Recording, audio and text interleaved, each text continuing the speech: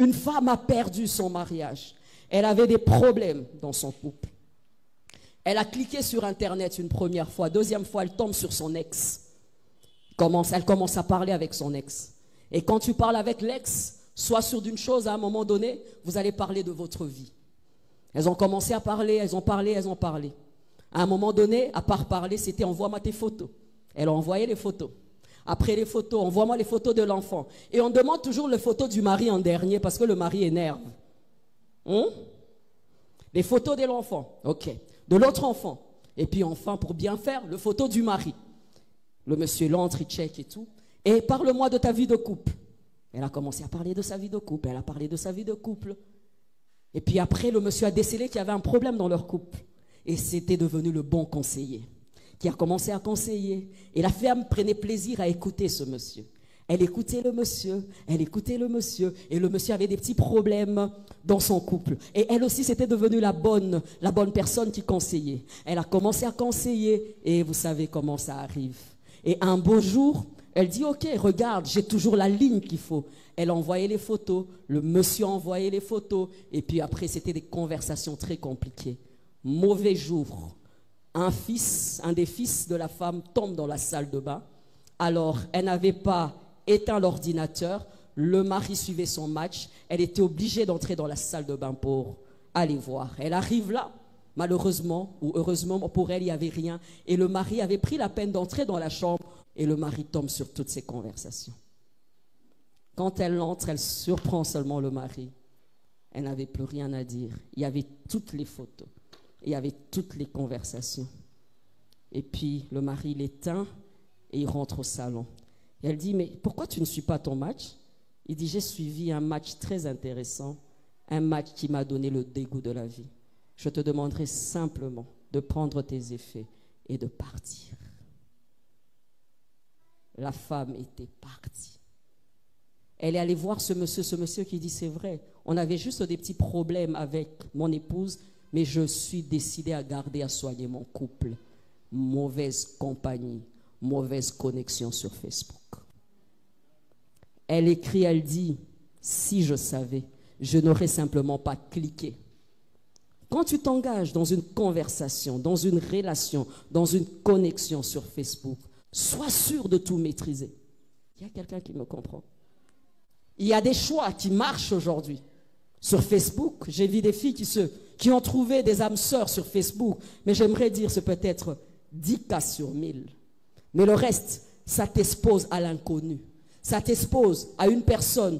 Tu connais que c'est que lui te présente, mais tu ne connais pas le fond de son cœur. Il y a des mauvaises connexions sur Facebook. Connais-tu toutes ces personnes avec qui tu échanges sur Facebook?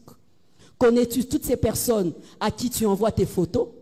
Connais-tu toutes ces personnes à qui tu envoies tes photos à moitié nues? Ça peut être un sorcier. Ça peut être un féticheur. Ça peut être l'ennemi de ta vie qui va te voler toute ta destinée. Il y a quelqu'un qui me comprend? Nous sommes dans le temps où nous ne sommes pas obligés de tout accepter, de tout prendre. Tout le monde n'est pas ton ami. Tout le monde ne peut pas être ton allié. Tout le monde ne peut pas faire marche avec toi. Tout le monde ne connaît pas où toi tu vas. Tu as ta destinée et pour aller loin dans la vie, il est demandé de ne pas avoir beaucoup d'amis. Il faut choisir ses amis. Les frères et sœurs dans le sang, Dieu nous les impose. Mais les amis, on ne nous les impose pas. Les amis, on les choisit. Les amis, on les choisit. Mon frère, je ne l'ai pas choisi. Ma soeur, je ne l'ai pas choisi. Mais un ami, on le choisit. Un mari, on le choisit. Une épouse, on l'a choisi. Il y a quelqu'un qui me comprend. Il y a un monsieur qui avait un de ses amis. Il s'est converti, il a reçu Christ dans sa vie. En recevant Christ, il aimait toujours son ami, mais il n'arrivait plus à prêcher à cet ami. Pourquoi? Parce que son ami connaissait bien ses défauts du passé.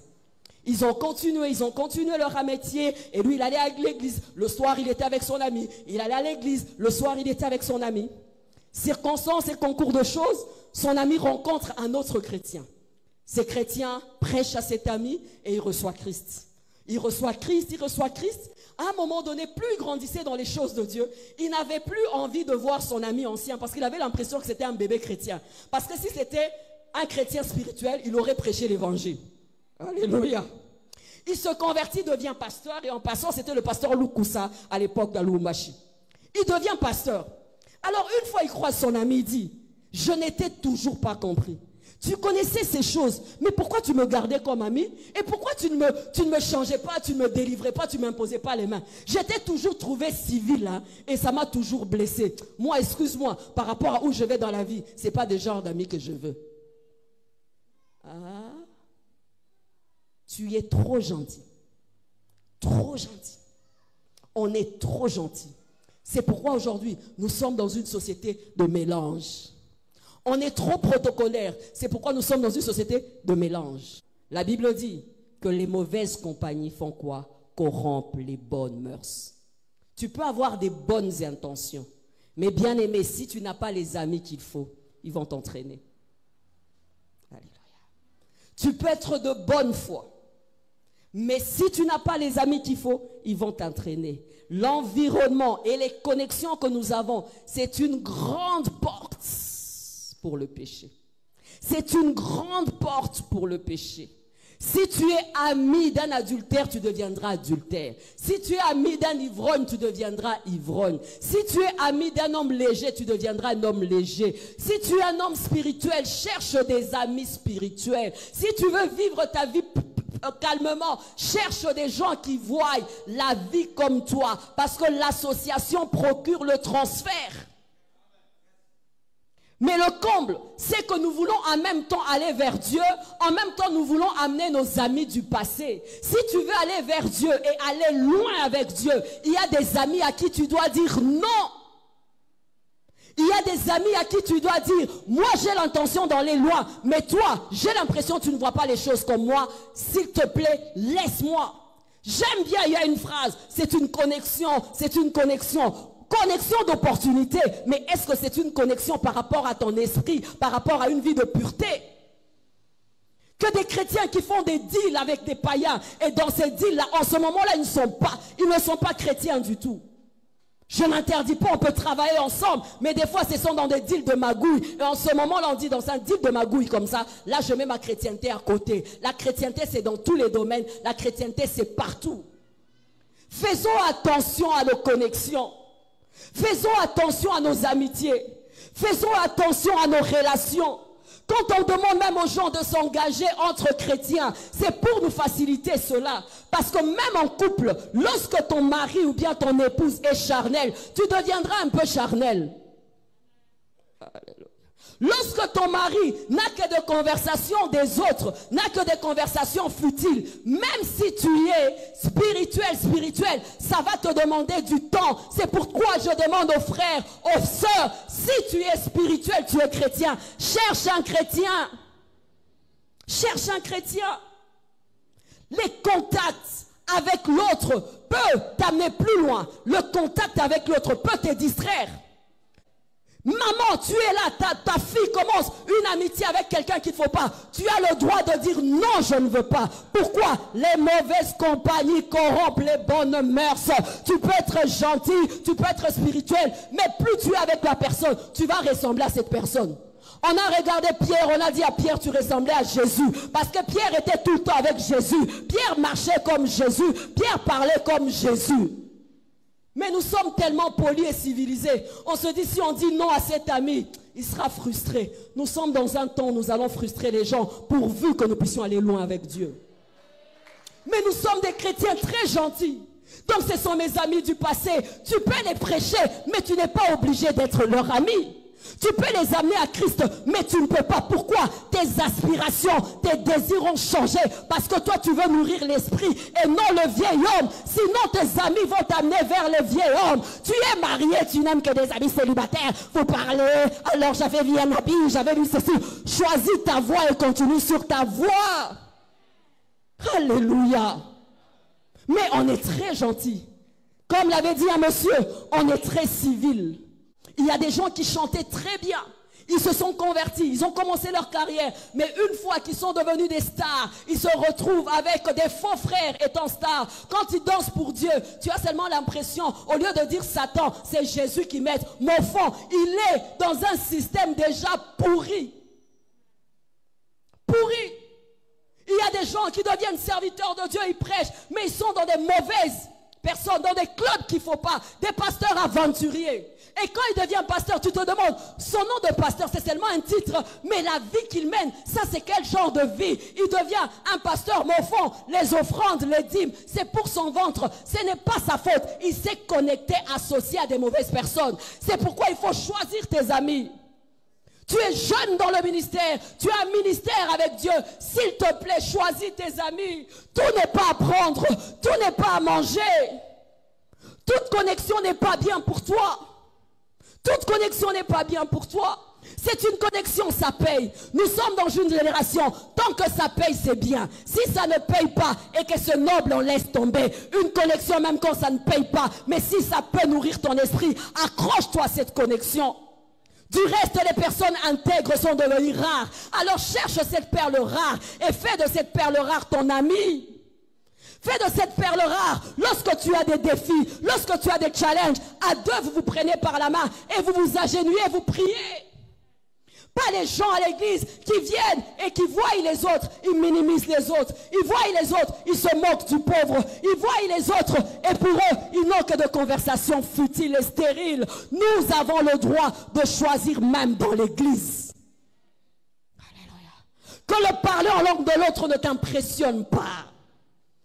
Que sa voix ne t'impressionne pas, mais que son éthique, son caractère pour Dieu t'attire. Le faire aiguise le faire. Le contact avec autrui raffine le don, raffine la grâce. Si je veux être meilleur spirituellement, je vais détecter, je veux voir une femme qui prêche, qui craint Dieu, qu'elle soit sur Internet, que soit, je ne sais pas, en Amérique, au Japon. Je veux dire, Seigneur, je veux me connecter à cette personne pour la vie de Dieu qui est là-bas. Alléluia. Nous devons choisir. Pourquoi? Porte d'accès aujourd'hui, c'est quoi? C'est aussi les connexions. Les connexions. Quel genre de personnes tu écoutes? Quel genre de prédication tu écoutes? Quel genre de livre tu lis? Quel genre d'amitié tu as? Quel genre de film tu entends? Quel club d'amis tu es? Dans quelle musique tu es? Dans la musique où tu es? Où on ne parle que des bêtises. Tu sortiras de là dans des bêtises. Dans des clubs d'amis, quoique chrétiens, lorsqu'on parle de futilité, tu seras vite. Lorsque vous êtes en connexion en étant de voyous, vous ne deviendrez plus voyous, mais avec le nom de Jésus dans la bouche. Vous aurez des stratégies démoniaques, des stratégies machiavéliques, mais au nom de Jésus. Mais le problème, c'est à quel niveau? La connexion. Le ciel s'est obscurci. Nous ne devons plus marcher. Nous devons courir. Puisque nous courons, nous sommes violents. Le royaume de Dieu est pressé. Et sont les violents qui s'en appartent. Il faut la violence même dans l'amitié. Ce beau garçon qui t'aime, qui te donne de l'argent, mais dans ton cœur tu n'es pas en paix. Tu dis, Seigneur, ça me fait mal. Mais Seigneur, j'ai dit non. Parce que ça ne nourrit pas mon esprit. Ça nourrit ma chair. On y va, on y va, on y va. Tu dis, Seigneur, ça paye. Seigneur, s'il ne me donne pas, comment m'en sortir? Seigneur, je veux seulement prendre cette année. Je vais prendre la deuxième année. Nous sommes dans une génération. Nous ne pouvons plus compter les années. Nous ne savons pas, l'enlèvement est à notre porte. Nous ne savons pas, Jésus arrive. Nous ne pouvons plus nous mettre sous le joug d'un homme. Nous avons été affranchis. Ne sois pas sous le joug d'une relation. Alléluia. Ne sois pas sur le joug d'une relation.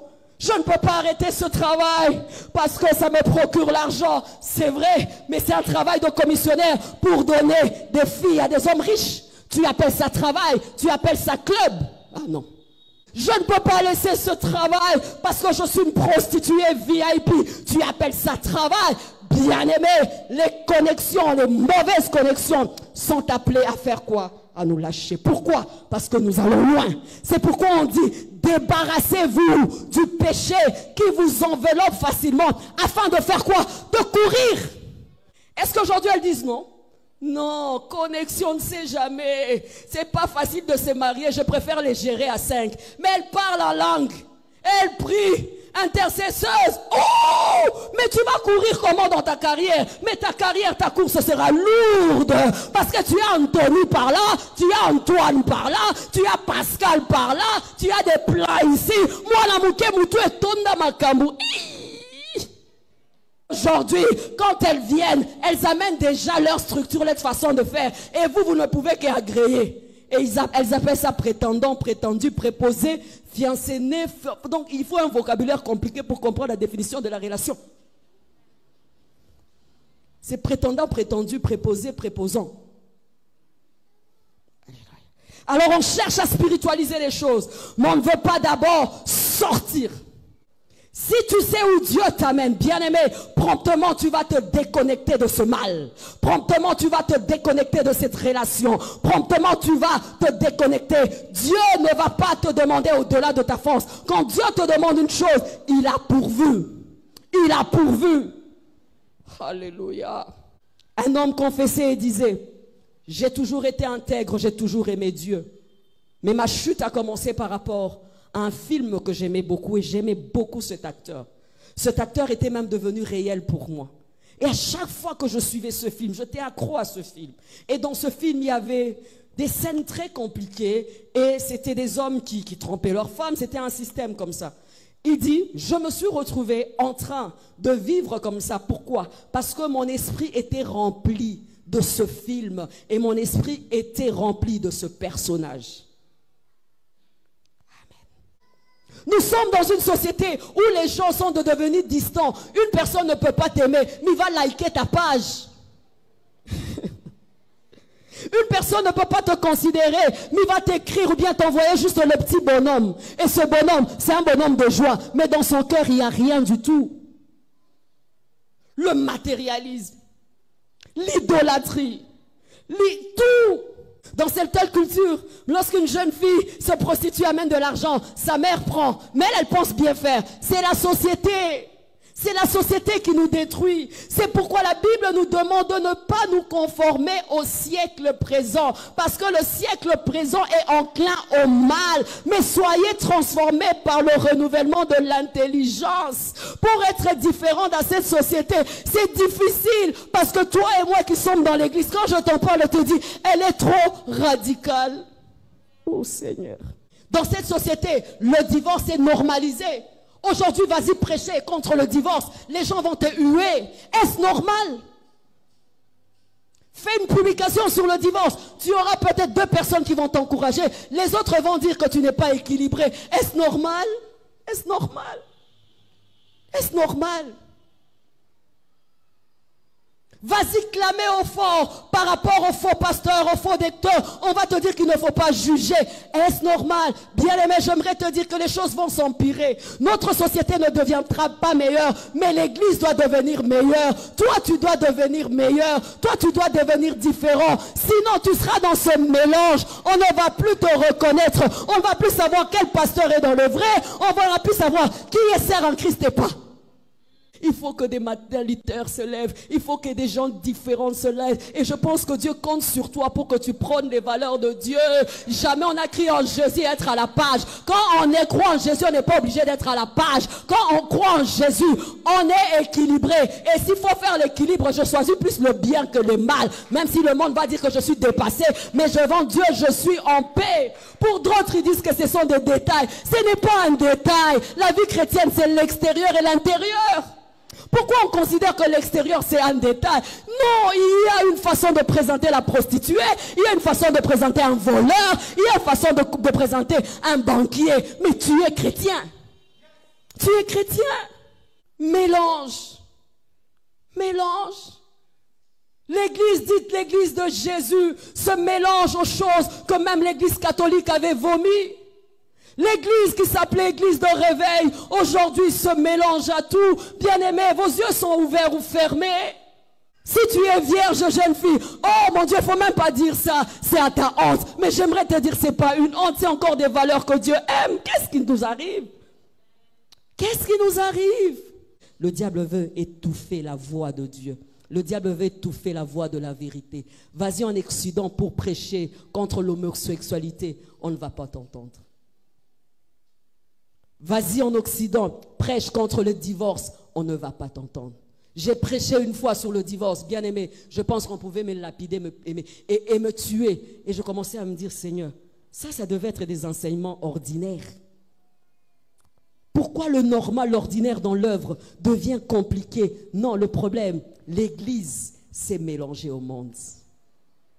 L'Église ne devait pas aimer le monde. La Bible dit, n'aimez pas le monde et tout ce qui est dans le monde. Mais le comble, l'Église aime maintenant le monde. Que le Seigneur nous bénisse.